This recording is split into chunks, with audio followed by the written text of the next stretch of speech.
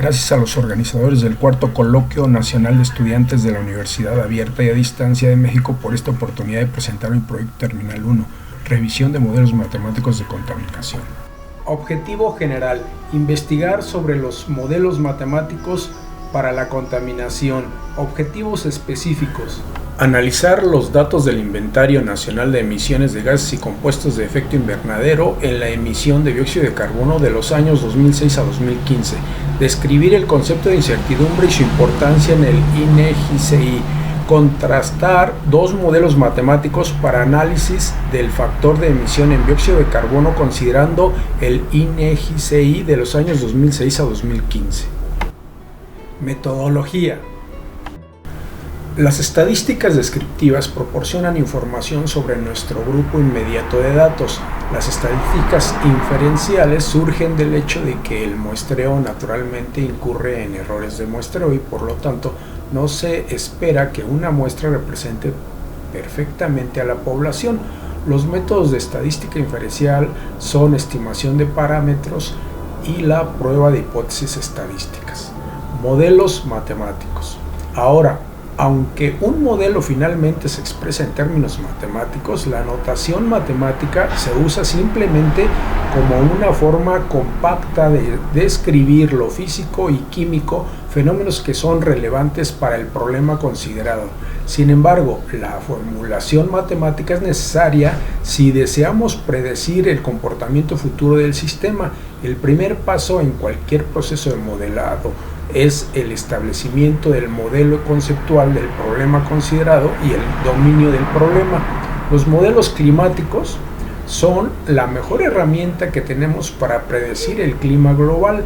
No son sino conjunto de ecuaciones en las que representa matemáticamente la relación entre los distintos factores que determinan la circulación de la atmósfera.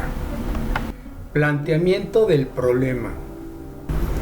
Gases de efecto invernadero. Es cualquier gas que tenga la propiedad de absorber la radiación infrarroja emitida desde la superficie de la Tierra y volver a irradiarla a la superficie de la Tierra, contribuyendo así al efecto invernadero.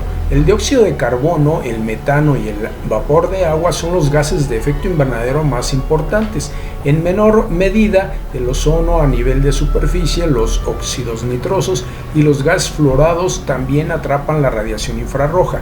El monóxido de carbono, al ser inhalado por el ser humano, entra al flujo sanguíneo y reduce el transporte de oxígeno a células y tejidos hasta causar daños al sistema nervioso central y cardiovascular. Cuando se combina con la hemoglobina de la sangre, se reduce automáticamente el transporte de oxígeno al cuerpo humano, provoca una sobrecarga de trabajo al corazón, se asocia con la disminución de la percepción visual, la capacidad de trabajo, la destreza manual y la habilidad de aprendizaje, provoca dolor de cabeza, fatiga, somnolencia, fallos respiratorios y la muerte.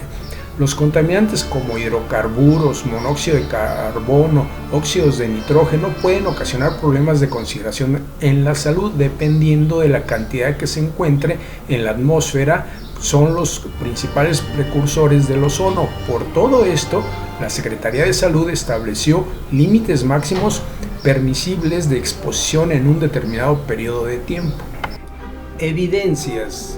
Modelos climáticos. Los modelos se basan en las mismas leyes y ecuaciones que sustentan la comprensión de los científicos de los mecanismos físicos, químicos y biológicos que se desarrollan en el sistema de la Tierra.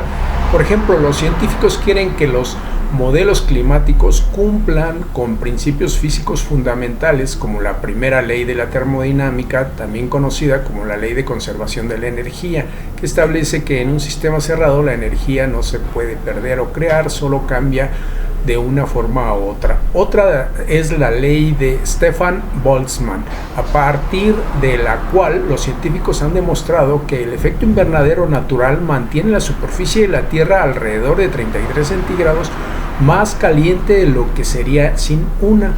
Luego están las ecuaciones que describen la dinámica de lo que sucede en el sistema climático, como la ecuación de Clausius-Clapeyron, que caracteriza la relación entre la temperatura del aire y su presión máxima de vapor de agua. El resultado de estos modelos impulsa la ciencia climática, ayudando a los científicos a comprender cómo la actividad humana está afectando el clima de la Tierra. Las ecuaciones de Navier-Stokes para flujo incompresible en 3 dimensiones, sin embargo, este conjunto de ecuaciones diferenciales parciales es tan complejo que no existe una solución exacta conocida para ellas, excepto en algunos casos simples. Sigue siendo uno de los grandes desafíos matemáticos y hay un premio de $1 millón esperando a quien logre demostrar que siempre existe una solución. En cambio, estas ecuaciones se resuelven numéricamente en el modelo, lo que significa que son aproximadas. Resultados y conclusiones. Un modelo climático divide la Tierra en una serie de cajas o celdas de cuadrícula. Un modelo global puede tener docenas de capas en la altura y profundidad de la atmósfera y los océanos. La imagen muestra una representación en tercera dimensión. Luego, el modelo calcula el estado del sistema climático en cada celda, teniendo en cuenta la temperatura, la presión del aire, la humedad y la velocidad del viento. Para los procesos que suceden en escalas que son más pequeñas que la celda de la cuadrícula, como la convección, el modelo usa parametrizaciones para llenar estos espacios. Estas son esencialmente aproximaciones que simplifican cada proceso y permiten que se incluyan en el modelo. Debido a que la Tierra es una esfera, las celdas para una cuadrícula basada en la longitud y la latitud son más grandes en el ecuador y más pequeñas en los polos. Sin embargo, cada vez es más común que los científicos utilicen técnicas de cuadrícula alternativas como la esfera cúbica y la icosaédrica, que no tienen este problema. En general, aumentar la resolución espacial de un modelo en un factor de 2 requerirá aproximadamente 10 veces la potencia de cómputo para ejecutarse en la misma cantidad de tiempo. Ejemplo de almacenamiento, distribución y venta de gasolina. En esta categoría se estimaron las emisiones de los compuestos orgánicos provenientes de los vapores que se emiten durante la distribución y venta de gasolina, los cuales se calculan por etapas considerando el sistema de recuperación de vapores. En la figura se muestran los puntos en donde se generan las emisiones. Asimismo, se presenta la metodología para obtener los factores de emisión en cada etapa del proceso de distribución y venta de gasolina. La emisión por pérdidas en los vehículos repartidores de gasolina incluye el recorrido de la terminal a la estación de servicio y viceversa, con o sin carga. La cantidad de emisiones depende del grado de venteo, de la hermeticidad del tanque, el ajuste de presión a la válvula de alivio, la presión del tanque al inicio del recorrido, la presión de vapor del combustible transportado y del grado de saturación de vapor del combustible en el espacio del tanque. Las emisiones se calculan con la siguiente ecuación. E2. La descarga de gasolina a tanques subterráneos en la extracción de servicio se conoce como carga sumergida con balance de vapor, debido a que cuenta con la instalación del sistema de recuperación de vapores, el cual permite recuperar los vapores desplazados durante la descarga de gasolina y los lleva de regreso al tanque de la pipa de distribución. Su ecuación es la que se muestra. El factor de emisión para la etapa 2 es con la ecuación que mostramos. A continuación es el E3. La cantidad de emisiones depende principalmente de la evaporación y los cambios en la presión barométrica. La frecuencia de extracción de gasolina del tanque también las puede afectar, debido a que el aire fresco que entra incrementa la tasa de evaporación. Estas se estimaron con la ecuación que se muestra.